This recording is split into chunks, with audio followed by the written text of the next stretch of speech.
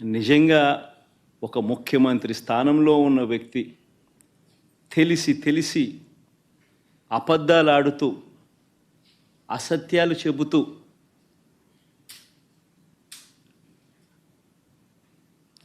స్వామివారి పేరు ప్రఖ్యాతలను లడ్డు తిరుపతి లడ్డు విశిష్టతను దగ్గరుండి అపవిత్రం చేసే కార్యక్రమం సాక్షాత్తు ఒక ముఖ్యమంత్రి చేస్తూ ఉంటే ఇంతకన్నా దారుణం ఎక్కడైనా ఉంటుందా, ఇంతకన్నా అధర్మం ఎక్కడైనా ఉంటుందా అని ఆలోచన చేయమని అడుగుతా ఉన్నా.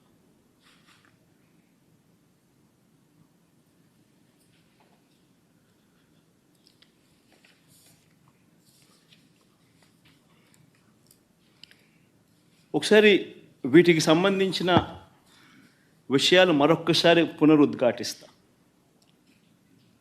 ఏ రకంగా చంద్రబాబు నాయుడు గారు అనే వ్యక్తి ఏ రకంగా తాను అబద్ధాలు చెబుతూ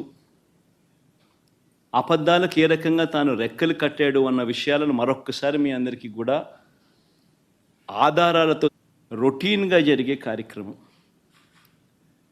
దీనికి సంబంధించి దశాబ్దాలుగా జరుగుతూ ఉన్న కార్యక్రమం ఇది. ఇదేదో కొత్తగా ఒకరి వల్ల ఇప్పుడు జరుగుతూ ఉన్న కార్యక్రమం కాదు ఇది. 6 నెలలకు ఒకసారి ఈ టెండర్లు పిలుస్తారు. 6 నెలలకు ఒకసారి ఈ టెండర్ల ద్వారా ఎవరైనా కూడా క్వాలిఫై అయితే ఎవరైనా కూడా పార్టిసిపేట్ చేయొచ్చు. ఈ క్వాలిఫికేషన్ క్రైటీరియా కూడా ఇప్పుడు ఏదో కొత్తగా పెట్టినవి అంతకన్నా కాదు. ఇవన్నీ రొటీన్గా దశాబ్దాలుగా జరుగుతూ ఉండేటివి. తిరుపతి లడ్డు అంటే విశిష్టత ఉంది. అలా తిరుపతి లడ్డు అని అంటే నా చిన్నప్పటి నుంచి కూడా తిరుపతి లడ్డు అని అంటే ఒక విశిష్టతగా దాన్ని చూసే పరిస్థితి. దాంట్లో ఉన్న టేస్టు వేరే లడ్లలో ఉండని టేస్ట్. ఇది మనందరికీ కూడా చిన్నతనం నుంచి మనం అంతా కూడా చూస్తూనే ఉన్నాం. దశాబ్దాలుగా ఈ ప్రక్రియ జరుగుతూ ఉంది తిరుపతిలో. అలాంటి ఈ ప్రక్రియ ఒకసారి గమనించినట్లయితే అదే ప్రక్రియలో భాగంగా ప్రతి 6 నెలలకు ఒకసారి టెండర్లు పిలిచే కార్యక్రమం జరుగుతుంది. టెండర్లలో ఎవరైనా క్వాలిఫై అయిన వాళ్ళు ఎవరైనా పార్టిసిపేట్ చేయొచ్చు.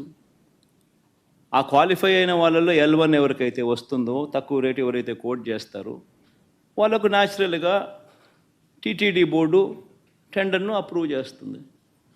ఇది ఒక రొటీన్ ప్రక్రియ. దీంట్లో గవర్నమెంట్కి సంబంధమే ఉండదు వాస్తవం చెప్పాలంటే.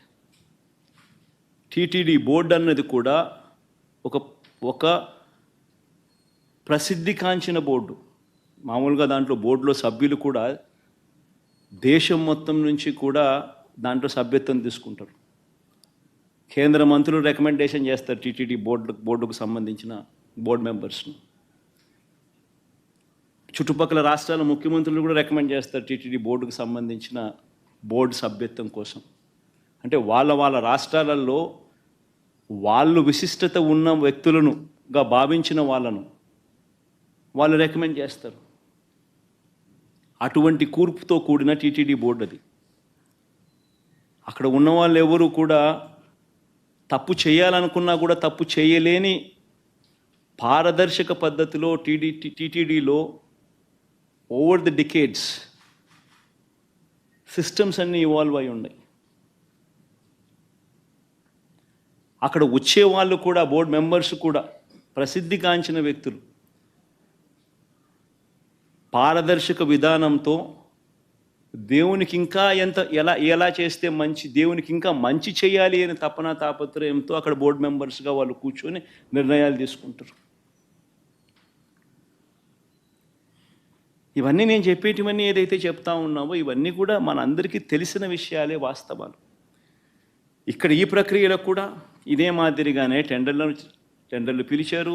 6 నెలలకు ఒకసారి పిలిచే ఈ టెండరింగ్ ప్రక్రియలో ఆ టెండర్లలో క్వాలిఫై అయిన వాళ్ళను, L1గా ఎవరైతే వచ్చారో వాళ్ళను టెండర్స్ అప్రూవ్ చేసి వాళ్ళందరికీ కూడా ఇవ్వడం జరిగింది.